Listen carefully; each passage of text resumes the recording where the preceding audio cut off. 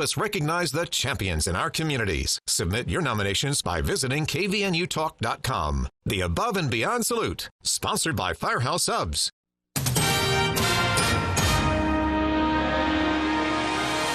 KVNU News Time is 5:05. I'm Bill Walter with this news update brought to you by Roof Rescue.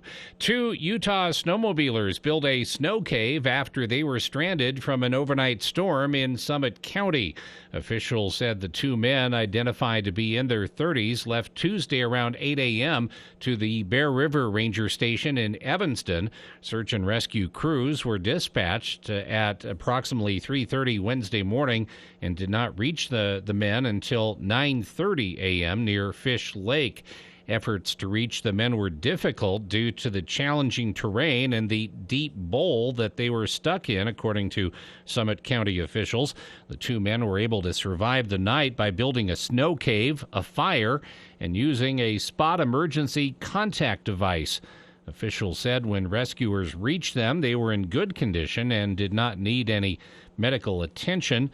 Officials say the forest is a big place, and especially with a major storm like we just had, the snow is going to eliminate tracks, things of that nature. So with them being prepared really helped the rescuers to help the individuals. Summit County officials said their story should be a stark reminder for everyone to be prepared. KBNU weather at 5:06. Be prepared for a little bit more snow in the forecast for tonight. 40% chance of snow this evening. Overnight low near 10. A 30% chance of snow in the morning on Friday. Mostly cloudy. High around 30. Nice day on Saturday. Partly cloudy, mid-30s for the high, but more snow on tap for Sunday. There is a winter weather advisory in effect for the mountains until 2 p.m. Friday. Total snow accumulations of 8 to 14 inches with locally higher amounts possible. 30 has been our high. It's 26 now at KBNU. This is David from Roof Rescue. A roof is not something most people think about until they notice a leak on the ceiling. This time of year, fluctuation in temperatures, along with rain, snow, and ice, can do a number on your roof. If you notice these leaks, they won't go away on their own and are oftentimes a sign that the roof has reached the beginning of the end of its life. Call Roof Rescue for a free analysis, diagnosis, and estimate. Let's fix those leaks and keep you dry this winter. Call 435-999-4268 or visit roofrescueusa.com. Roof Rescue, providing watertight peace of mind. KBNU News Time is 5:07. Despite the recent wet weather, long-time drought conditions persist in Utah, and the Great Salt Lake is still at the center of concern. Next Wednesday, the Cache Valley chapter of the Utah League of Women Voters is bringing an education forum to Logan to discuss how to possibly fix that. On KBNU's For the People program on Tuesday, Kendra Penry from the local chapter said Cache Valley has a part to play. Because we are so far from Salt Lake, we often feel a bit disconnected from it, but we are part of the Bear River watershed, which provides a lot of the water to Salt Lake. So the choices that we make here have a really outsized impact on what happens at the lake. And we have choices to make. If we are serious about saving it, we need to make those choices now. We don't have a whole lot of time left if we really want it to survive. This is why public policy needs to be fully on board, Penry said. While we are thankful for the recent snows, it just is not enough. 1 year of snow does not make up for so many years of drought. So we've got to start making some tough choices, because if we lose the lake, it affects us environmentally, it affects our health economically. It pretty much affects everything about Utah, even those of us that can't see the lake every day. Jamie Butler, founding coordinator of the Great Salt Lake Institute at Westminster College and a children's book author and co-editor of a book on the biology of the Great Salt Lake, will present We Are in a Great Salt Lake Pickle. Wednesday, March 1st at 6:30 p.m. in the basement meeting room at the First Presbyterian Church of Logan. You can get more information at lwvutah.org and just click on the local links. And a bill removing the state portion of the sales tax on food passed the House of Representatives on a 57-15 vote. House Bill 101 is part of a deal being offered by legislative leaders. The tax would be removed if voters approve a constitutional amendment to remove the earmark for education on the state income tax. Meanwhile, that proposed constitutional amendment made it out of the Senate committee on Wednesday. It so far has not earned the support of education groups, but Senate Majority Whip Ann Milner said negotiations are ongoing. Senator Milner, a Republican from Ogden, told reporters that they are still engaging with them and hoping to come to a place that helps bridge the gap that allows them to solve problems for the state and protecting public education. Senate Minority Whip Kathleen Reby, a Democrat from Cottonwood Heights, said on Wednesday it might be a tough sell. KBNU News Time is 5:10. For more details on these and other stories, visit CashValleyDaily.com. Disney is coming to the Ellen Eccles Theater February 24th through March 4th. Music Theater West is proud to present the high-energy rock musical that took Broadway by storm, Newsies. Join us at the Ellen Eccles Theater for a classic story of struggle, courage, and the power of friendship. Seize the day and get your tickets now at musictheaterwest.org. Newsies, February 24th through March 4th at the Ellen Eccles Theater.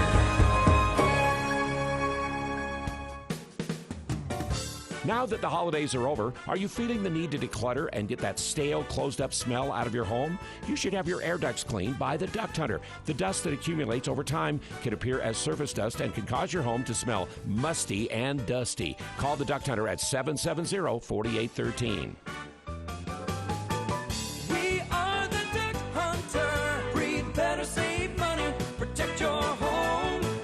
We are the Duct Hunter. I'm Elizabeth Smart. Sexual exploitation and violence are unimaginable crimes that far too many people in our communities experience. In the U.S. alone, a person is sexually assaulted every 68 seconds. Every 9 minutes, that victim is a child. It's time these numbers change. Learn more about how you can join me in the fight against child sexual exploitation at malouffoundation.org.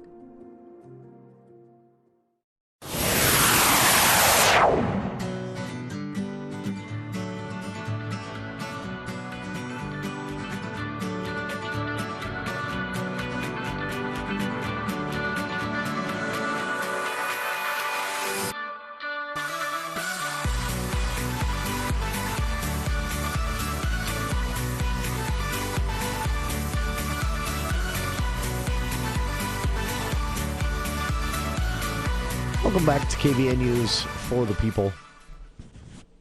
It is another day 37 of the legislative session underway, and I hate to keep repeating this. I'm just it's striking to me. I've talked about, written about, in one way or another, followed the legislature for going on a couple of decades now, and this legislative session, I've tried to think of a more delicate way to say it, but one of the nastier, almost mean-spirited, definitely thin-skinned legislative sessions.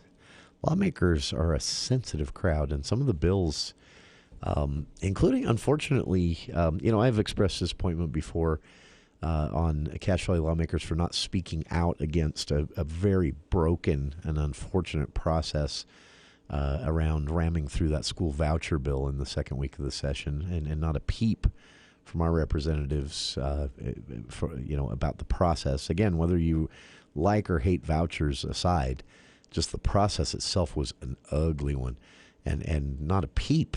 I assume leadership told them, just be quiet and get in line. But unfortunate to see that play out. Another one, and I'm really hoping there's a backstory behind this, but Representative Casey Snyder, I've been critical of the legislature for their hypocrisy on local control the last few years. Just can't get enough of consolidating power.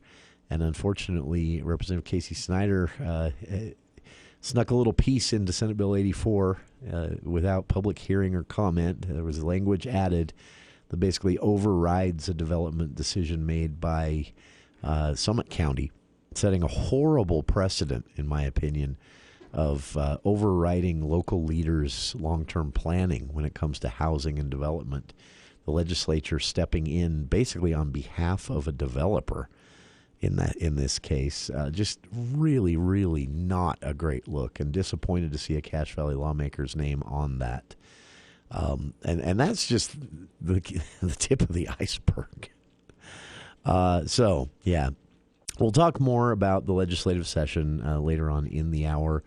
We'll get things started here on a lighter, calmer note than is possible with the legislative session this year.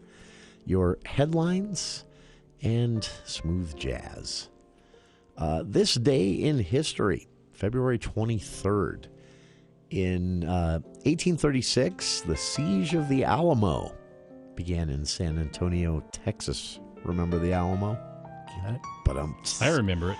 1903, on this day in history, Cuba leases Guantanamo Bay to the United States, later to become the site of, well, the black site of an infamous permanent detention facility that actually was kind of a little bit, well, pretty blatantly extra-constitutional. But, you know, we're fighting terrorists, so we toss the Constitution aside for a little bit.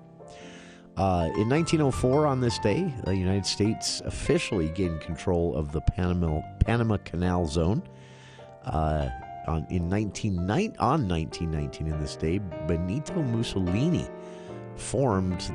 officially formed the Fascist Party in Italy. Unfortunately, seeing a resurgence, actually, in Italy of late. And this, good news or bad news, depending on how you see things, 1941, on this day in 1941, plutonium was produced for the first time. Now, some little backstory on that. It was actually produced multiple times in a lab for months ahead of February 23rd, 1941. But this day in 1941 was when it was confirmed that what they were actually making and producing successfully was what we now know as plutonium, key to nuclear energy production and bombs. Famous birthdays from today. Peter Fonda was born on this day in 1939. 80s music fans, and this will make you feel old maybe. Howard Jones. Did you know Howard Jones is 68? Yep. 1955, Howard Jones, the singer, was born. Wonder if he's still singing Things Can Only Get Better. Yeah. That was his big hit, right? Yeah, Things Can Only Get Better, and I forget the other one. Yeah, he had two one hits, and it just put him in a permanent state of fame from the 80s pop culture. Also celebrating birthdays today, actor and comedian Aziz Ansari, who was hilarious in Parks and Recreation, and Dakota Fanning, born in 1994. She's young. Those are your This Day in History events.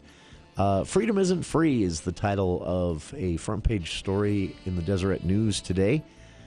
Subtitle, What a Year of War in Ukraine Has Taught the World. It's heartbreaking, with even more heartbreaking photos to go alongside the story, telling the story of families and individuals in Ukraine, what they've experienced over the last year after the Russian invasion and current, at least, attempt by Russia to maintain an occupation. Still not going well for Russia, but going well enough that they're holding ground. And a lot of people at the U.S. State Department and around the world wondering how all this ends, with no great options other than better leadership in Russia, which the United States can't come right out and endorse without inciting an international incident. This story, I would urge everybody to read this. Along with the photos and some of the history of Ukraine and the tensions between Ukraine and Russia that are very easy to digest in detail in the story, alongside these photos of some of the actual experiences, links to essays from a lot of different people, from Ian Bertram of the U.S. Air Command and Staff College to Ukrainians themselves, writing about what the last year has been. Some stories detailing loss of family members and homes, others telling more hopeful stories of rising up and maintaining independence as a sovereign nation. And it really puts a very, very human side on something that's now been in the news for, actually a little over a year now, here in, the world. Check it out. I've linked to it on our Facebook page. A controversial bill from Florida that created all kinds of news stories, from a fight that the state of Florida lost with Disney. Never try to fight Disney. It's known as the Don't Say Gay bill. And it's this idea that you can, through legislation, somehow enforce a rule in classrooms, K through 12 education, except in Florida, they're looking to expand this even to the college level, where a teacher just can't bring it up. It's similar to, so in Utah, in our sex education courses, certain topics can only be discussed if a student brings them up. That's basically what backers of this bill say they intended. They don't want teachers bringing up anything to do with LGBTQ people or groups. It's homophobic. It's something that seems like from another era. And thanks to Representative Jeff Stanquist, former city council member from Draper, now Republican lawmaker from Draper, it's coming to Utah. Stanquist, though, taking some heat for this one, because critics quickly noticed that his bill, unveiled today, was literally a cut and paste of Florida's Don't Say Gay measure.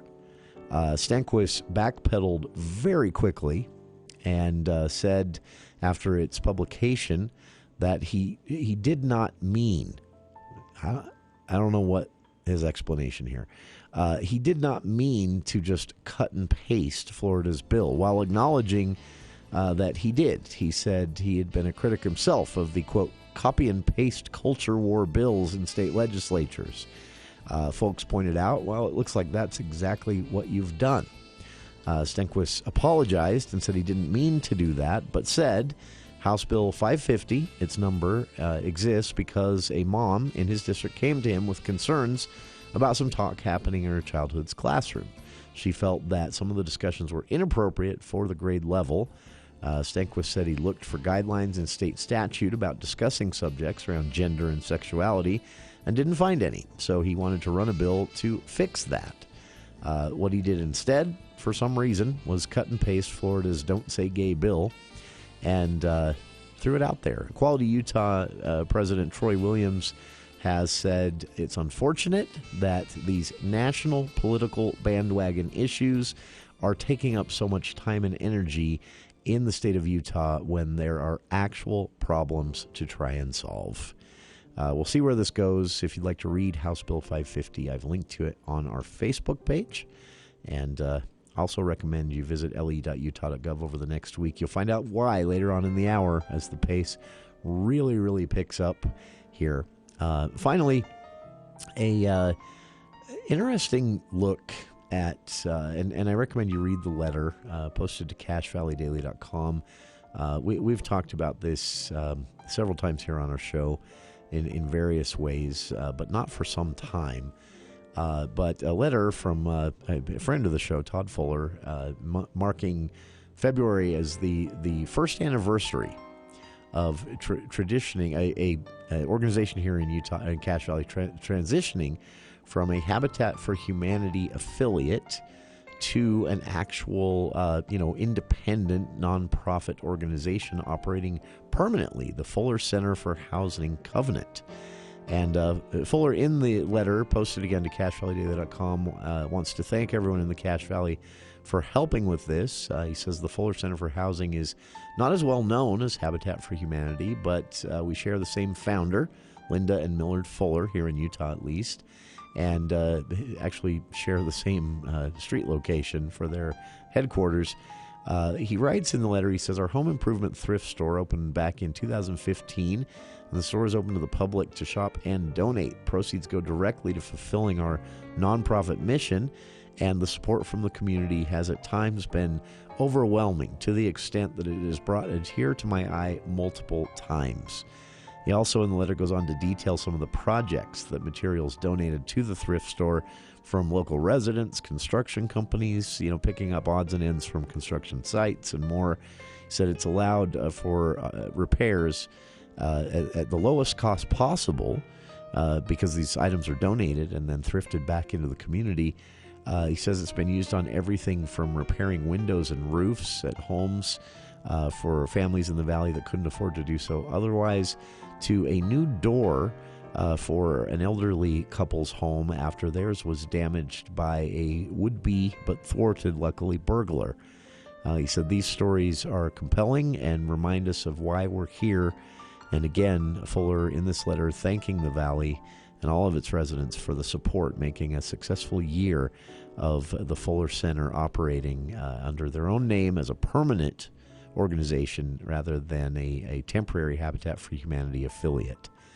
Read the full letter and some inspiring stories of how their work has been used in the valley via CacheValleyDaily.com. I've linked to it on our Facebook page. And those are your headlines with Smooth Jazz. We'll be back right after this. You've heard a lot about the state's wood stove conversion program. However, you may not understand whether or not you qualify as a resident of Box Elder or Cache counties. Don't worry. Let the pros at Chim Chimney help you navigate the program. But don't delay. Sign-ups will be underway soon. Ask Chim Chimney about rebates of up to $3,800 for qualifying conversions from inefficient wood stoves for fireplaces. They sell, service, and install fireplace extraordinaire and Lopi. Visit them at chimchimney.com. Most people who buy from UNI Furniture are repeat customers. They come back again and again. So it's important to UNI to sell furniture with value and quality. And UNI loves what they do. They support local manufacturers and American-made brands. UNI's line of Southern Motion specializes in reclining furniture. Best Brand Furniture offers more petite styles. And UNI just added Klosner, who has a wide range of options and takes lots of special orders. It's a family-owned 4th-generation furniture store where value and quality is and always has been offered. That's why it's always a better buy at UNI Furniture, downtown Logan. Victor deployed for the first time to Afghanistan in 2003. At 4 in the morning, my phone rang. They said, I regret to inform you that your husband was wounded in action. Victor sustained a moderate traumatic brain injury. I was doing school full-time, and I was also then caring for Victor. One of the most important elements of caregiving is taking care of yourself. I just didn't want to forget that I also had goals and that I also had a life. What I did is I challenged Victor to meet me halfway. There are almost 6 million military and veteran caregivers across the nation. We have our own journey, and we can fulfill that journey at the same time that we are helping our loved one. Visit aarp.org/caregiving for a free military veterans guide to navigate your caregiving journey and better care for your loved one and yourself. Brought to you by AARP and the Ad Council.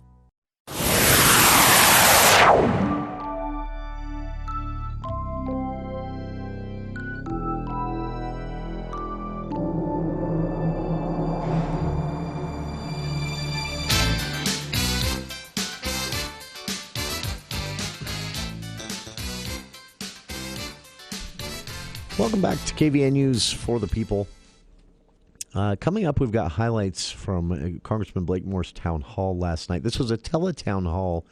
What made it noteworthy, though, was that it was conducted in Salt Lake City. If you followed redistricting, you know that District 1, represented by Congressman Blake Moore after his successful re-election last fall, now includes... there's no other way to explain this. State lawmakers wanted to gerrymander the congressional districts to reduce the competitiveness of District 4. To do that, they had to break up the most liberal part of the state, the blue part of the state, Salt Lake City, Salt Lake County. And so they divided Salt Lake County into 4 congressional districts. I'm not kidding. And their justification was The urbans and rural should mix. Anyway, so that means Congressman Blakemore now represents a sizable chunk, tens of thousands of Utahns who did not vote for him and who have chosen to live in the blue part of the state. And to his credit, Congressman Moore reached out to them and hosted this teletown hall last night and took questions from members of that portion of the district. Again, fully aware that these were people who didn't vote for him, probably didn't support him, probably aren't registered Republicans, and he stepped out there anyway, and I don't know, it was just impressive to see. So we've got some highlights of some of his answers to some of the questions last night. One last thing to point out, though, before we get to that and to the local headlines here. There was a lot of criticism for state lawmakers, myself included, for lowering the DUI threshold here in Utah from 0.08 to 0.05. My criticism was this is not enforceable, and it puts law enforcement in a bad situation because now you have people who could technically, some confusion over, basically 0.05 takes it down to a level where one bottle of beer could put a certain person over the legal limit, and another person could have two and not be over the legal limit. And you've now reached that area where law enforcement is going to have to determine that. So I criticized it as unenforceable, but others criticized it as just going too far. State lawmakers may actually have just been on the cutting edge. Several states, blue and red, and one measure at least being pondered at the federal level, considering taking this cross-country. A Washington state bill, for example, sponsored by Senator John Lovick, a Democrat who's a retired state trooper in Washington state, is sponsoring a bill. And he said it would say that a red state like Utah and a blue state like Washington are saying to the community, it's time for us to come together and look at the culture of drinking, the culture of driving. I think where this has been successful, because here's some little factoids. It hasn't been successful here in Utah. It hasn't been enforced, really. That was one of my criticisms. Again, this is impossible to enforce. So it hasn't really been used, and the data shows that, DUI arrests have not really gone down since this law was passed several years ago here in Utah. But what it did do, apparently, was send a public service message via statute that, you best be really careful if you're having even one drink. And maybe that's good enough. It still remains to be seen if this is reduced, as a percentage of our population, the number of people who might very irresponsibly put others' lives at risk by having a drink or two and going out on the roads. But there is, again, this preliminary data that suggests that just the message getting out on the passage of the law may have actually had a positive effect on people's behavior. We'll know by next year, but it's preliminary data getting the attention of other states, and again, even a federal, whisperings at least, of a federal effort to lower the drinking and driving threshold from 0.08 to match Utah, which stands alone of all the states right now of having a DUI threshold of 0.05. So if that is the case, hats off to lawmakers. That's a good thing. Check it out, a report on this and every statewide effort that's happening via Pluribus News through the National Conference of State Legislatures, collecting all of these states, Hawaii, North Carolina, New York, Washington, and others, considering following Utah's lead on this. We'll be back with highlights from Congressman Blakemore's teletown hall in the blue part of the state, part of his district now, right after these headlines with KVNU's Bill Walter. Thank you, Jason. KVNU News Time is 5:34, and the news is brought to you by Cache Valley Hearing and Audiology. A 24-year-old man has appeared in court for the first time on charges that he and four other suspects allegedly broke into a Logan home and assaulted the residents. Walter Alexis Polanco participated in a virtual hearing Wednesday morning in 1st District Court. He was charged with aggravated burglary, a first-degree felony, and aggravated assault and riot, both third-degree felonies. The crimes took place in 2018, but the case has been delayed while authorities track down Polanco, who is currently living in Inglewood, California. According to an arrest affidavit, Logan City police officers were called to a home near the Logan River Golf Course on February 11th, 2018. The homeowner described how 5 male suspects had allegedly forced themselves through a back door and assaulted the residents inside. 2 of the alleged victims suffered cuts and bruises. Blood spatter was located on the walls in the kitchen, and a bat was recovered. According to police, the alleged victims described how the suspects, 2 male adults and 3 male juveniles, were wearing dark clothing and were making several gang-associated remarks. They fled the scene after the assault in a metal gray SUV. Police were able to identify Polanco and the other adult suspect, Luis Pimentel, along with 3 other male juveniles. They were able to locate and arrest everyone but Polanco. One of the juveniles reportedly explained how he and the other 4 suspects were on a mission as part of the Serenos gang. They had planned to go to the alleged victim's house and rob the residents of money, according to police. And the total number of people from families with children who used non-emergency homeless services increased by 30% in 2022, according to a new report released Wednesday. The Crossroads Urban Center, a nonprofit focused on low-income Utahns, discussed the report in its legislative update.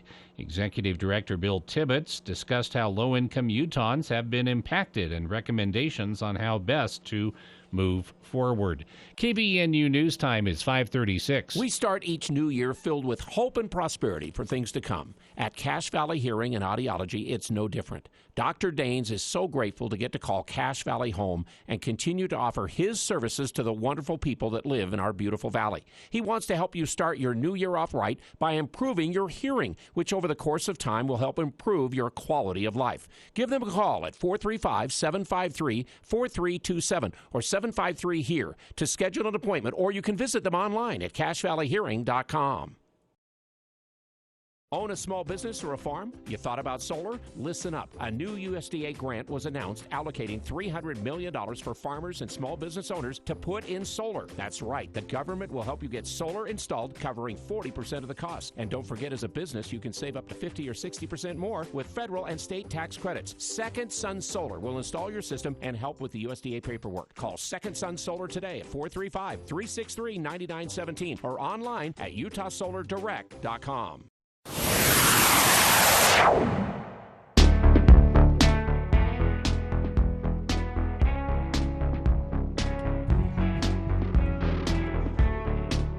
Welcome back to KVNU's For the People.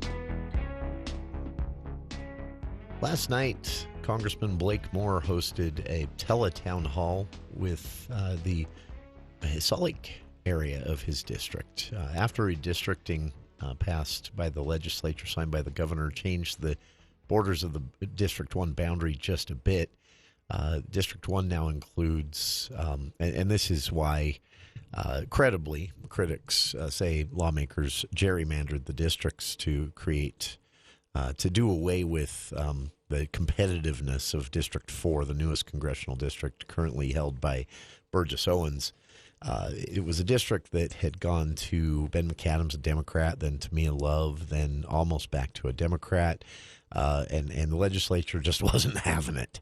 And so they changed the boundaries, which they're not supposed to change boundaries for that reason. It's supposed to be about representation and keeping like communities together as much as possible. They came up with a contrived justification for what everyone knew they were going to do, which is move the boundaries to split up the most blue area of the state. So Salt Lake County is now divided into 4 congressional districts. It makes no sense, but Democrats do this in blue states too. That doesn't make it okay and doesn't mean we shouldn't criticize it when we see it. And interestingly enough, Congressman Blake Moore was one of those critics before his time in Congress. He was actually a backer of the independent redistricting initiative that had not been fiddled with by lawmakers would have created an independent redistricting commission with teeth. One that would make recommendations to the legislature, and the legislature would then choose between the maps recommended. This would be a bipartisan, nonpartisan rather, group of people that would be appointed both by the legislature, the governor, and the public. And then their recommendations would be chosen from by the legislature in their constitutional duty to redistrict the state every 10 years. The legislature wasn't having that either, so ahead of redistricting, they actually gutted the ballot initiative, which was very popular in Utah. Every county in the state, it passed on the ballot that year by wide margins, 15, 20, 30% approval in some counties, but every county approving it. The legislature didn't care, and they gutted it, and it basically made the redistricting committee, the independent committee, advisory, meaning, sure, you can make your recommendations. We're still going to pick the map we want. All this is a setup to a question Congressman Blake Moore got at his Salt Lake City town hall last night. This was a teletown hall, but the invitation went out to everybody, but it was concentrated on voters in that district, constituents in that part of the district, and Congressman Moore was fielding questions from them, acknowledging himself that he was speaking to a very different, because of redistricting being so gerrymandered by the state legislature. He was talking to a crowd that most of these people in this part of the district probably didn't vote for him. And he acknowledged that last night. It was a really interesting discussion. Here's just a bit of what Congressman Moore had to say in response to one of the first questions he got, which was about that exactly. So because of this gerrymandering by the legislature, the question was, you now represent a big swath of very liberal voters, and your job as a congressional representative is to try and represent everyone in your district. How do you do that? Here's what Congressman Moore had to say in response. So I'll serve whoever the state legislature draws the boundaries. And you're going to see an effort from me to engage. I just taught some classes at the University of Utah yesterday, and I live in the district band, the first district boundaries in Salt Lake County. So I'm among you. Much of my family is, and everything. So personally, I'm from Ogden, and moved to Utah State, went to Logan, went on a mission to Asia, came back after I graduated from the University of Utah, so Utah State, Snow College, University of Utah. I graduated from there. I ended up going and working overseas in the federal government space and the intelligence world. Coming back, moved to Davis County and settled in Salt Lake near my wife's family after we were about to have our twins. So I actually love the district boundaries. I have transcripts from Weber State, Utah State, and the University of Utah. So I've attended all three of the major universities in this. I've lived in over half of the counties. I love serving Hill Air Force Base. I want to engage with the new portion. That's why we're, doing this right away and sending out information to you all so you feel heard and everything. Again, I wasn't a part of drawing the maps every 10 years. State legislatures across the country, independent redistricting commissions do. I was, you can look to me and as somebody that was not always supportive, but I led the effort on the 2018 ballot initiative with respect to Prop 4. And right now we have a Republican majority in Congress because a lot of New York candidates won their seats. A lot of our New Yorker Republicans won. They won because the primarily Democrat legislature in New York, the state assembly, wasn't allowed to draw their maps the way they wanted to because they were very egregiously drawing and targeting Republicans to get them out of their seats. So, they weren't allowed to ultimately do that. And we have there's a better balance in New York. That was Congressman Moore again responding to a question about the gerrymandered congressional districts here in Utah. And Congressman Moore basically saying, as you just heard there, he was a backer of the Independent Redistricting Commission as designed by the ballot initiative approved by voters. And without coming right out and saying he disagrees with what Utah's state lawmakers did in drawing the boundaries and kind of making his own district very wonky so as to divide up Salt Lake City and the liberal voters there, which is the goal of the gerrymandering, he said he would have preferred what happened in New York, which he pointed out led to, in that state, more Republicans getting elected due to the independent redistricting process, which had teeth in New York. It wasn't gutted by the legislature. And so they had to approve maps that were about representation, and that led to some undoing of the Democrats' own gerrymandering in the state of New York. So Congressman Moore basically saying that that's what should have happened here in Utah, what would have been his preference, but he's doing his best to try and represent the whole district, including this new part of the district after redistricting passed here in Utah. That includes, again, tens of thousands of voters who likely didn't vote for Congressman Moore. During the teletown hall, which again took place last night with voters from this more liberal portion of the district that now exists and that Congressman Moore is trying to navigate, he also fielded a question from a woman who said, look, for those of us here in this part of your district, we see the Republican Party getting very extreme. We see a rise of Christian white nationalism, and it's concerning, and we see it within your party. And so what do you plan to do as a congressional representative to combat that, to push back against that? And Congressman Moore had this to say. So looking back, so let's take the election of 2020. In November of 2020, the top of the ticket lost, President Trump lost, and there was 50 going on here. Like, why would that take place? I think that there was this concern among narrative of, Alexandria Ocasio-Cortez and the squad, if you will, came onto the scene, and I think there was a backlash there. And I was always worried as the 118th, 17th Congress started, start to also be very extreme in the way that, in their rhetoric and the way that they communicate things. And a lot of it's attention getting, and it builds a Twitter profile and all that kind of stuff. It is still a very small minority of both of the parties, but you're right, they do garner a lot of attention. I do not engage in that, and ultimately I have to just say what my approach and the way that I go about doing it, and will defend my voting record, and which has not always been just constantly in line with the Republican Party. There's several votes. So look at what one of my first votes was to certify the election, and the majority of House Republicans did not certify the election.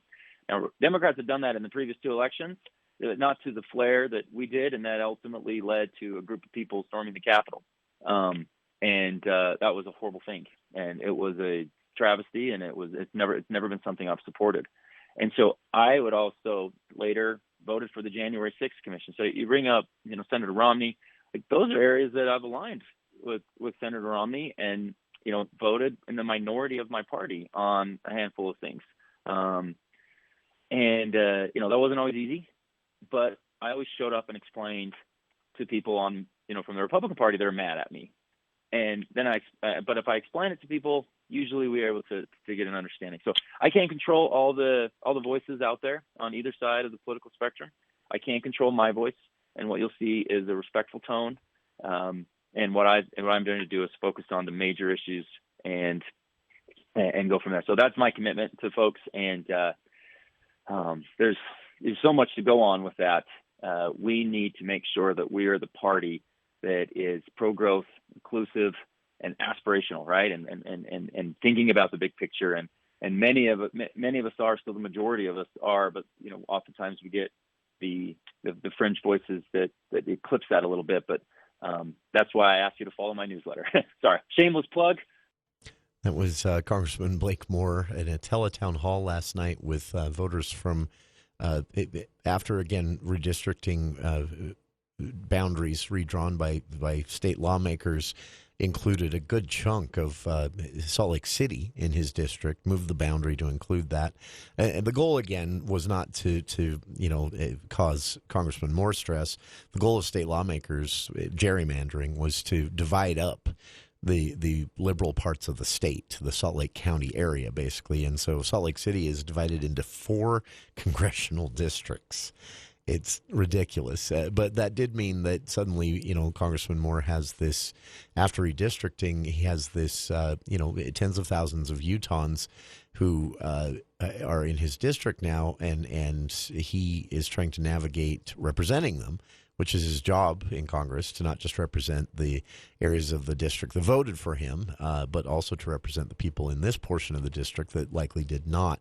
And that last response there was, again, to a question about the extremism within the Republican Party, rise of what's known as Christian white nationalism, the anti-trans movement that seems to have captured the Republican Party for the time being, sometimes even, delving into, as the caller said, the book banning and anti-LGBTQ legislation in Florida that has been backed by at least a perceived frontrunner for the nomination for president from the Republican Party. Congressman Moore said he doesn't subscribe to these types of extremism. He also said that it's not as dominant within the Republican Party as the news media would have you believe. So you can listen to the entire teletown hall with Congressman Blake Moore fielding questions from the new part of his district, the liberal area of Salt Lake City that's now included in District 1,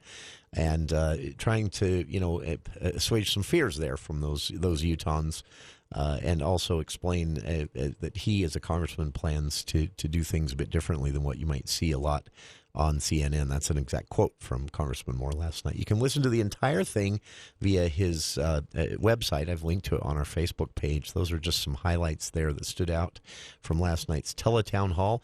By the way, Congressman Moore will be hosting more of these in the other parts of the district over the coming weeks and months, and also returning here to our studio in about 6 weeks for another radio town hall for the entire district. We'll have an exact date to announce on that soon. Stay tuned. More of KVNU's For the People to come right after this. At Wheatland Seed, we've helped families prepare for the days ahead by providing fresh, locally grown food storage products. Our spring sale is in progress, with sale prices on premium baking wheats, just $24.99 for 26 pounds. Or pinto beans, just $39.99 for 21 pounds. Order today for home delivery or local pickup at wheatlandseed.com. That's wheatlandseed.com. Hello, everyone. This is Dr. Kristen Nilsson. All of us here at the Northern Utah Eye Center would like to express our sincere thanks to you, our wonderful patients and families. Thanks for voting us the gold winner for both ophthalmologist and optometrist in this year's Best of Northern Utah contest. In addition to continuing to offer the most advanced eye care, the Northern Utah Eye Center is now offering LASIK with Dr. Landon Karen and advanced dry eye care with Dr. Rebecca Freeman. For eye care through every stage of life, visit northernutaheyecenter.com or call 435-752-2020. You're gonna love what you see. As a small business, achieving your financial goals and ambitions can be a steep and rocky mountain to climb. This is Brent Wallace of Cache Valley Bank. To conquer this mountain and achieve your goals, it takes planning, hard work, and discipline. At Cache Valley Bank, we have the resources, expertise, and flexibility to help you scale your way to success. Give us a call. Let's work together and climb the mountains that await. Cache Valley Bank, member FDIC.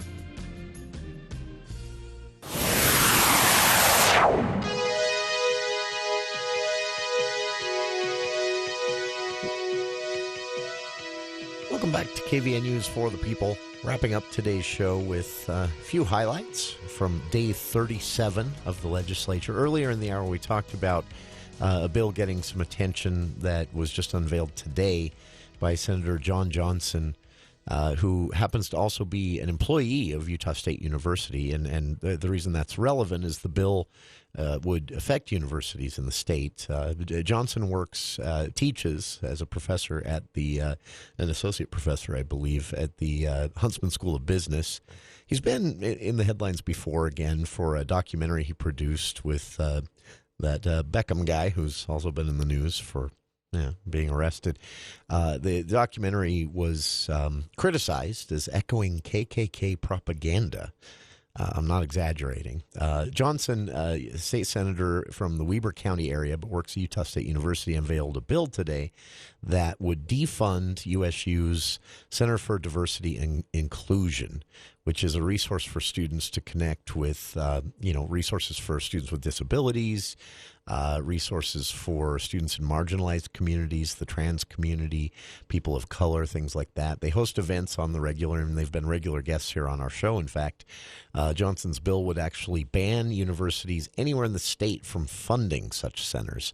And he chairs the committee that is scheduled to be heard in, so it is most likely to pass and get a Senate floor debate. I doubt it will pass, but the bill itself is attracting a lot of controversial attention, understandably. That said, that's just one bill of thousands, hundreds, maybe. Thousands an exaggeration. We got an update on that exactly from Senate President Stuart Adams today. Yesterday, during the media availability, a member of the media asked, how many bills are you actually going to hear this session and have heard so far? And the Senate President wasn't sure. Today, he came back with the numbers. There are 1,377 bill requests. I've not heard if that's a record or not, but it's got to be pushing it at this point in time. The total numbered bills are 894, and that has to be a record.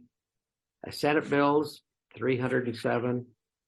House bills, 587. Those 75 House members have been very productive. To give you an idea, today, of those 587, last year we had 521 in the House. So that's 60 more bills, roughly? And in the Senate, we have 307 to 307. Last year, we had about 272. So that's about 40 more bills. Does that mean are there still more to come? You have a week and something days. Does this mean I saw two numbered today. Yeah, there were two today. So let me talk about the process. I think so everybody's aware. But we will hear, there won't be another Senate bill heard on the Senate floor after Tuesday night next week. So there you have it. A gazillion bills and setting a new record 3 years in a row now for a number of bills. And the cutoff Tuesday, no new bills, at least in the Senate, will be introduced after Tuesday, which means tomorrow and Monday are going to be an absolute circus of new bill introductions. So keep an eye on that at le.utah.gov. And remember, too, my one defense that I'll make of lawmakers, because people criticize them for the number of bills. It is important to remember that not each one of these bill files, the 1,200 plus there the Senate President mentioned in his total, is a new law. A lot of them are actually, some of them, not very many this year, but a handful of them are repealing laws.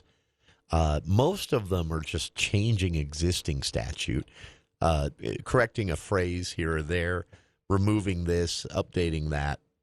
So not every bill file is a brand new law on the books. A lot of them are, though, especially this year. This has been a particularly nasty and mean-spirited legislative session. I don't really know why. And I really hope we either get new leadership or have an awakening in current leadership of a newfound love of transparency, because Utah State Legislature had quite a track record on that over the last few years. And unfortunately, that seems to have been set aside a bit by Stuart Adams and Brad Wilson in leadership. But we'll see if that changes. That is our show for today. I appreciate everyone tuning in. If you'd like to hear more of that Senate presser going through basically the data of the legislative session, how many bills, how many they passed, all of that, I've linked to the full audio, about 20 minutes, on our Facebook page. Tomorrow on the program, of course, the For the People movie show. And then we should have some more details about this bill we've discussed this hour, sponsored by Weber County Senator John Johnson, who is an employee of USU's Huntsman School of Business. And again, he has a bill that would defund USU's Center for Diversion and Inclusion. Frequent guests here on the show. They just hosted a forum this week on black entrepreneurs in Utah. A lot of people wondering why the senator would want to defund this. My prediction, it's a bandwagon, and Senator Johnson has fallen for it. But we should have some more details on tomorrow's program starting at 4. Dave Ramsey is next here on KVNU Logan.